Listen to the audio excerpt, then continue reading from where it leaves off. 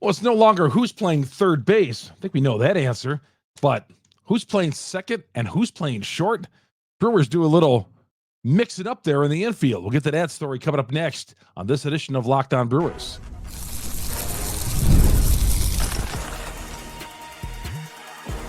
You are Locked On Brewers, your daily Milwaukee Brewers podcast. Part of the Locked On Podcast Network, your team every day.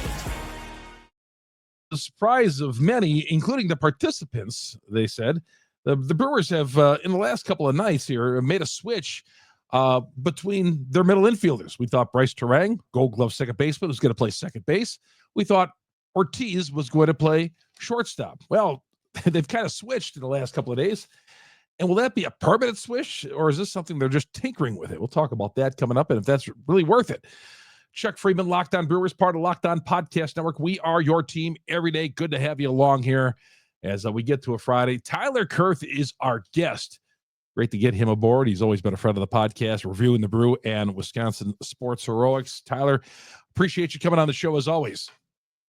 I appreciate the invite. It's always good to talk some ball with you.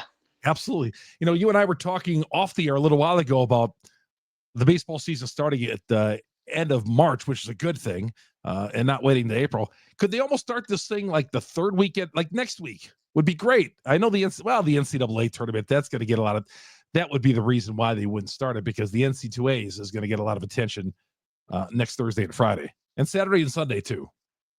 Yeah, basketball takes a lot of attention for sure. But you think with St. Patrick's Day, you know, a lot of people out opening day, St. Patrick's Day weekend, that'd be a good way to do it too. Yeah, I'm ready for baseball. I'm ready for regular season baseball. I've seen enough spring training. I've seen enough guessing on rosters and all that. Let's play some ball. How about that? All right, let's get to what we have here. Our big question of the day. I was surprised, and I think, you know, probably everybody was. Ortiz playing some second and Turang at short. Pat Murphy just kind of throwing us a little bit of a curveball today and yesterday. And I don't know. I'm not a big fan of switching Turang out of second base. I want Ortiz at shortstop. I think Ortiz has got a better arm, but I definitely want these two up the middle, but I want them reversed. I want Turang at second and Ortiz at short. What do you think's going on here? I think you echo what a lot of fans are saying, because as you mentioned in the beginning, not only is he a Gold Glove Award winner, Brice Turang at second base, but he's a Platinum Glove Award winner. Like, he was the best defender last year. So it's hard to argue moving him out of that position. Mm-hmm. But both of those guys are obviously really talented. I was reading Adam McKelvey's kind of write-up on the story, and it sounds like it just kind of came by accident. They just kind of switched things up one day, and they're like, it went better than we thought. And now they're implementing it into a little bit of game action. So I'm not sure how permanent this thing is going to be. One thing I did find interesting is that Adam McKelvey did shut down the notion of, hey, why not just like mix and match these two at second base and shortstop all year. I kind of thought that wouldn't surprise me. Like, Pat Murphy loves competition, loves, making sure guys come and compete. I think as a player standpoint, it'd be like, yeah, you sure you don't know where you're playing every day, but it kind of mixes things up throughout our entire regular 162 game regular season. Like, oh, I'm at shortstop for this week, or I'm at second base for this week. Maybe it keeps it a little bit more sharper. A little bit more focused, get some more work in. But McKelvey shut that idea down. Says they're each going to get one position, they're going to pick it, and that's where it's going to be. So I found that part interesting. Did Adam throw that out there, or you say Murphy threw that idea out there? Adam McKelvey did. I actually threw it out there in the Twitter universe, and McKelvey was very quick to respond. So it sounds like that's something he asked already. Okay. Yeah, with all due respect to my friend Adam McKelvey, I hope he's not pushing for these guys musical chairs between the middle infield. I just want them to settle on both of them at their strengths, at their best spots. Second and short, Turang second, and Ortiz at short. And let's play with these guys like this. And I think this could be a really great middle infield. Yeah, the Brewers were a Gold Glove Award winner as a team last year. So they got guys to do it. They got athletic guys. But I'm with you. I think Ortiz has got the arm. Obviously played the hot corner last year. He's got great ability to pick it. I guess I could argue Brice Turang maybe hasn't beaten the range factor. But, with teams not being allowed to shift anymore, we saw the value that adds Brice Turang at second base last year. So I'm with you. I'd like to stick Ortiz at shortstop, keep Turang at second, and just let that be their positions. But I guess if they were going to tinker and give them an extended look in our, as we alluded to, very long spring training, now's the time to do it. Yeah, I've seen a lot of Brewers baseball in my life, and to me, Turang is the best defensive second baseman that they've had. They had a fellow by the name of Gantner who was amazing at second base, and I thought he was great. I think Turang is in that category. Jimmy never wanted Gold Glove, and that's a lot of times that's subjective because he certainly played Gold Glove second base, but Turang is so good at that position, and we saw last year. Look how many times he saved the team with his defense at second base. He's excelled. I know his natural position is shortstop, but he excels at second base. Yeah, he's the type of player, like, you could see him going on like a Nolan Arenado type of run of Gold Gloves and platinum gloves. He's that good. So it's hard to argue moving him, and that's kind of where I'm at with it. Where do you see his upside? We see him stealing bases. He batted 251 last year. I'm thinking off the top of my head. Can he get much better offensive? We saw from 2 years ago to last year that he did. You think there's even another level for him? Yeah, I mean, obviously the clearest answer there would be he's got to improve like power. That would be kind of the biggest thing. We saw him unlock a little bit of that in the minor leagues, and it didn't really translate a whole lot to the majors last year. But for me, maybe it's just more, getting on base more. He hit 254, like you said, 316 OBP. So can you make some jumps in those two categories to maybe even steal even more bases? If he gets the double-digit home runs, I think that would be, a win. But just doing your strengths more, which is stealing bases, the best way to do that is get on base more, whether it's raising a batting average and OBP. I even went so far the other day on the podcast and said, I kind of want him as my leadoff hitter. I got a lot of pushback on that. So no Brewers Nation, I don't think, wants him to be in the leadoff spot. I do, but I got some negative feedback on that one. I wouldn't give you negative feedback on that. I mean, he's got characteristics you would like of a leadoff hitter. So it's hard because you look at, Christian Yelich, is he going to be there this year? I don't know. They got a lot of different guys, I think, that can do the leadoff job. And Brice Turang certainly is one of those guys. So I don't know. I'm not opposed to him being there. What do you think is the upside for Ortiz offensively? He's a lot bigger question mark offensively. When I was taking a look at kind of, this whole shortstop, second base decision over the offseason, kind of the one thing that maybe kept Ortiz out of the lineup in my mind was more so his bat. He obviously played great defense at third base this year. I don't think there's any question he's not going to play good shortstop defense, but what can he do offensively? You think he projects as someone who's going to hit at the bottom of the order. That's where he was all of last year. Granted, he drove in 60 batters, had 11 homers, but 239 average, 329 OBP. I don't know how much more production you're going to get from him at the plate. Maybe he takes, a little leap there offensively, but I wouldn't expect, something crazy out of him. We're joined by Tyler Koerth here, reviewing the Brew and, of course, Wisconsin Sports Heroics. You find him on Twitter at Tyler Koerth, Koerth. When we come back with Tyler, we'll ask him about Jacob Misiorowski. Did not make the team out of spring training, and I think that's not much of a surprise whatsoever. We'll get Tyler's reaction coming about that when we return after this timeout. Chuck Freimund here on Locked On Brewers. Locked On Brewers, part of Locked On Podcast Network. We are your team every day. Man, I am destroying it with live betting. I am. Live betting on FanDuel. I am just out there. March Madness is here. I look at the conference tournaments as part of part of March Madness. We had Arch Madness last weekend in St. Louis, and all the big conferences. Some of the smaller ones are as well getting underway and getting right down to the semifinals. FanDuel gives you a chance to get in all the action like before. Man, I can't tell you how many times I've gone to the live betting there, and a team has been down and has rallied to win so many different times. A couple times it got a little dicey, but live betting, I look and I see a double-digit live favorite, and not necessarily all of them, but you look and you see them get down by 6 or 8 points early. Memphis today. Memphis was like a 9-point favorite. I liked Memphis. They got down against Wichita, who they lost to earlier this year, and then they came roaring back and got the W, won by 2 or 3 points. But right now, new customers can get $200 in bonus bets when your first $5 bet wins. $200 extra bucks right into your account on everything from buzzer beaters to Cinderella stories and even who's cutting down the nets. You could use that $200 for, or you can use it on baseball, NBA, whatever, NHL. Pick your favorites. And again, the live betting is just terrific on FanDuel. FanDuel.com. Get in on all the college hoops all tournament long with FanDuel.com and take advantage of the beautiful offer they have with when you win the first $5 bet, you get $200 in bonus bets. Chuck Freimund here on Locked On Brewers. Part of the Locked On Podcast Network. We are your team every day. Tyler Koerth joining us from Reviewing the Brew, terrific website, and of course, Wisconsin Sports Heroics. Another one. Tyler, the Miz command issues have been his issues down there.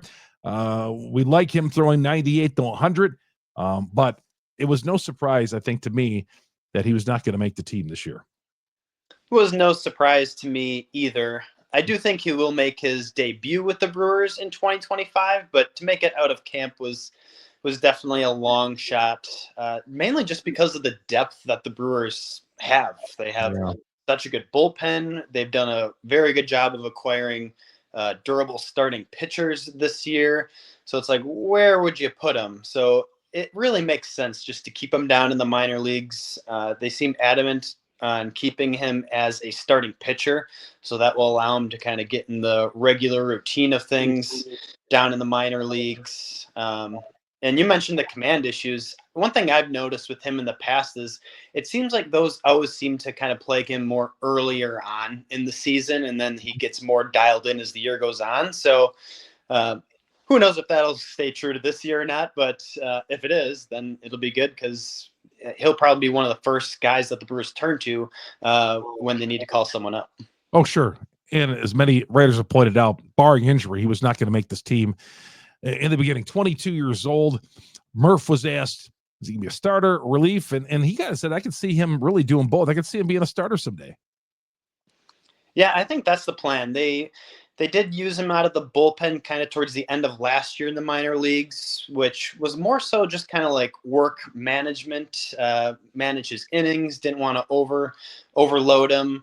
And plus it was like, hey, if we are going to call him up at the end of, last year, 2024, it shouldn't happen. It would be like, it would have been out of the bullpen. So it's kind of prepping him for that, which ended up not happening. So it's good for him to gain that experience, but long-term, I think right now he's definitely on track to be a starter. And it's just mainly that he's a casualty of, he's a roster squeeze at this point. They got so much depth. It doesn't make sense to put him on the team at this point. Yeah, there's just so much bullpen out there. And Connor Thomas, the Rule 5 pick from the Cardinals, left-hander. I mean, all indications are Connor Thomas is making this team. I think so. I mean, they selected him in the Rule 5 draft. It's always nice to give those guys a chance in the regular season. I saw it with Gus Varland a couple years ago when that ended up not working out, which is the case for all these guys. Yeah. But it's good to give him a good look. You can't get a whole lot in spring training. So if you're going to take the time to draft him, work with him, you might as well see what he can give you in the regular season. And he's pitched well through 6 innings. He struck out 7 here. He's just got a 1.42 ERA this spring so far. So it'll be interesting to see what comes about that. And if I would be surprised if he stays on the team all year. But the Brewers need 40-man roster spots. Like we said, if Misiorowski's going to come up, he would need a 40-man roster spot. Mark Canha currently still doesn't have a 40-man roster spot. So those are all kind of things to think about. Yeah, I think Canha I know we're talking about pitching here, but I think Canada's making this team. He does. I think so too. And it says Murphy said the plan was to use him primarily at kind of first base DH type role. He can certainly pinch hit late in games when needed as well. It's just a matter of who gets DFA'd or cut in this case. If you need it, you put him on the outfield. I mean, there's so much outfielders out there, but you could put him out there too if you had to. Certainly could. I mean, that's a role that he did with the Brewers. And I think if they're gonna cut ties with someone, it'd probably be an outfielder like a Brewer Hicklin, or maybe like Isaac Collins kind of gets cut off the 40-man roster in order to make room for him. So that's who I would look to. All right, Craig Yoho has been the talk of camp so far. He's getting a lot of good looks down there, and he's responding. Every time he's going out there, he's delivering. Yeah, Craig Yoho is incredible. I'm glad that the hype train on him is continued into this spring. He's got just a devastating changeup. There's depends on what stats you look at. I think it's more airbendery than the airbender, which is crazy to think about. It's just changeup is insane. His fastball pairs very well with it. 2-pitch pitcher. He has the makings to be someone special, but unfortunately, just like Misiorowski, he's not going to make the team out of camp. There's just too much depth right now. Funny with Yoho, though, I look at him as a future closer. I thought he had a legit shot. Yoho, interesting name. I love it. When I first saw the name, I'm like, is there more to that name? Is it Yoho? That's it? I've never heard of that name before. So, I mean, that's kind of intriguing it's a name you can play with a little bit, and have fun with in a good way. I'm saying, Craig Yoho, a lot of opportunities, a lot of marketing opportunities there for Yoho. But I love the way I love his bender, man. I do. I love his bender, and he's definitely. I see him definitely a future major leaguer. There's no doubt in my mind that one day he'll be up here. Yeah, I think the coolest play on with his name that I've seen so far is, everyone wants to coin their pitch. Devin Williams had airbender for his changeup. Craig Yoho, the best one I've seen is the yo-yo. Yo-yo, yep. I don't know if kids these days even know what a yo-yo is, but that's a good description. My 13-year-old wouldn't. He doesn't know what a rotary phone. I put a rotary phone in front of his face. He had no idea what it was. So he wouldn't know what a yo-yo was. Made a little bit of a comeback there in the 90s as well. So you like him too. You obviously there's a lot to like about Yoho, other than his name. Other than his name, yeah, there's a lot to like about him. It was surprising to see just how well he did last year. He was a polished college arm when the Brewers drafted him in 23, and he just exploded last year, and he's continued to run with it. It's incredible to see, and it's a testament to the Brewers scouting to find these guys in those kind of middle rounds of the draft, because not many. I think was he a 6th round pick, I believe, is where he came from. So definitely could have won a lot sooner. All right, hang on. We got one more segment. When we come back, we'll ask him, Tyler Koerth. We'll talk about Brandon Woodruff. A big weekend coming up for Brandon Woodruff. We'll talk about that. Should the Brewers go to a 6-man? And, of course, the Vinny Capper question. All that and more coming up next on this edition of Locked On Brewers. Locked On Brewers, part of Locked On Podcast Network. We are your team every day. Monarch Money, a great sponsor here of Locked On Brewers. Monarch Money, monarchmoney.com. Use the promo code Locked On MLB for 50% off your first year. Well, if you want to know where your money's going to sometimes, you don't know where all your money's going to. Are you spending it too much on online shopping, entertainment? I know here, we were just talking about that before the podcast today. Here in our family of 2 in-house yet, that we spend a lot of money going out and eating and all that. And Monarch Money will be there to help us with our budgeting. It's a budgeting app. It's a complete financial command center. You can track all your accounts, investments, spending, all in one place. Monarch Money is going to do with it. It's your one-stop shop. Stop just managing your money and start building wealth. That's the whole key. As any financial expert will tell you, Monarch Money comes in and delivers for you. And it'll show you everything you need to do, where your money's going, where you're spending too much, maybe where you're spending too little money. It's easy to keep track on Monarch Money. Take control of your finances with Monarch Money. You can use the promo code LOCKEDONMLB at monarchmoney.com. As I said, 50% off your first year. 50% off your first year, and they'll save you a ton of money. You'll just find out how much your money is being wasted by you and your family through Monarch Money. 50% off the first year. Use the promo code LOCKEDONMLB. monarchmoney.com, monarchmoney.com, LOCKEDONMLB for half off your first year. Chuck Freimund here on Locked On Brewers, part of the Locked On Podcast Network. We are your team every day. Tyler Koerth, appreciate him taking some time out of his Friday between being a dad and coming on this show, being the dad most important, as Tyler Koerth was today. Brandon Woodruff, man, you talk about an all-around good guy. I'm really happy for him that things are progressing well. Yeah, if you look at the numbers in that minor league game the other day, it weren't great, but I don't look at that. He's going to be pitching one inning of a Cactus League game coming up on Sunday for the Brewers. And so far he's passed every test so far, I believe. Yeah, he's definitely checking items off the box that he needs to. Minor league game, as you mentioned, and then pitching a major league game over this weekend as well.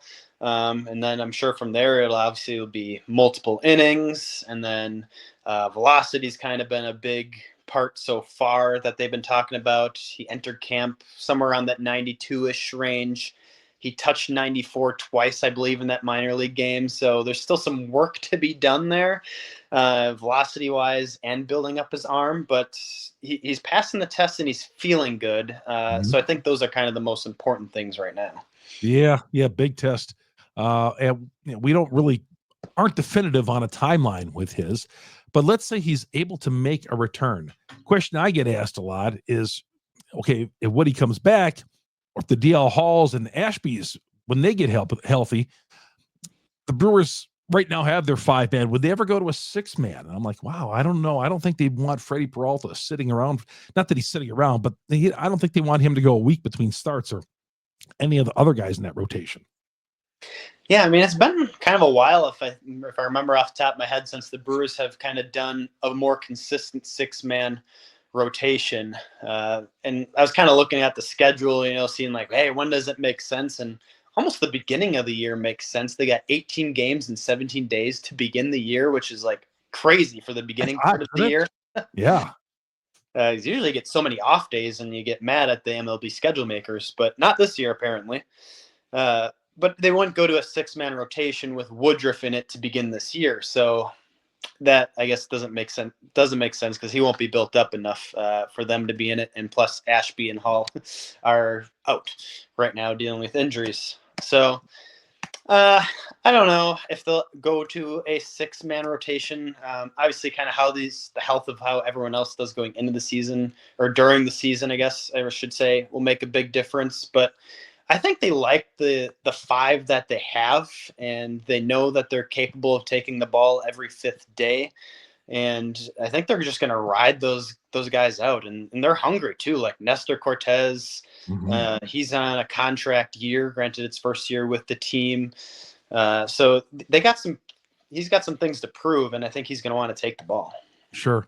Yeah, even that day after they play the Yankees, where they always had that traditional day off after the opener, just in case there's a rain out on the road. And of course, there could be in New York at the end of March. But yeah, when they have all these like off days early in April, it's like, because you're jonesing, you just want baseball to get going. You get a taste of it, and all of a sudden there's a day off, and then you got 2 more games, another day off. But you're right, 18 and 17. That's pretty cool. I'm glad they're playing a lot. For a fan, being a fan and cover the team, I just enjoy when right off the bat that they're playing every day. Vinny Capra. All right, I'm asking you, Vinny Capra, 5 homers. Is he making this team? Yeah, Vinny Capra. What a great story it's been for him this spring. And obviously the kind of thing, I don't know if it works in his favor or against him, but he has no minor league options left. So if he doesn't make the team, he's probably going to go somewhere else and sign with another organization. So I think in my mind, he's probably going to make the team. How far into the regular season will he stay on the team? I don't know. If he continues to stay hot, obviously that's one thing, but more than likely it's probably just like a couple weeks that he's with the team, and they hope they can like pass him through waivers quietly in the middle of April would be my guess. Finally, Tyler, I've only seen one publication or credible site that other than, ones that are here in Wisconsin who might pick the Brewers, including us. But a national site, CBS Sports, says they are picking the Brewers to win the NL Central. They're the only people I've seen. Have you seen anybody else pick the Brewers to win this division? Not off the top of my head. Everyone is favoring the Cubs and the giant offseason that they had. Yeah, sure. Hey, looking forward to talking to you from time to time during the offseason. We'll catch up with you, on an off day or something like that. We'll catch up and get your takes on the season throughout the year. And always appreciate you making some time for us, Tyler. Yeah, no problem. Thanks for having me. That's Tyler Koerth. You follow him, Tyler Koerth, Koerth, on Twitter, reviewing the Brew, and, of course, Wisconsin Sports Heroics. This is Chuck Freimund. Hey, thanks for making us your first listen. You get us on Google, Spotify, Apple, wherever you download your podcast. We're the #1 Brewers podcast on the internet because you great Brewer fans on there. And please go to our growing YouTube page, search Locked On Brewers, hit the subscribe button, hit the bell. That'll alert you every time we drop an episode on Locked On Brewers. 2 weeks from yesterday is the opener in New York against the Yankees. The countdown is on, and we will lead you right up to it. Talk to you on Monday, everybody. This is Chuck Freimund, Locked On Brewers, part of Locked On Podcast Network. We are your team every day.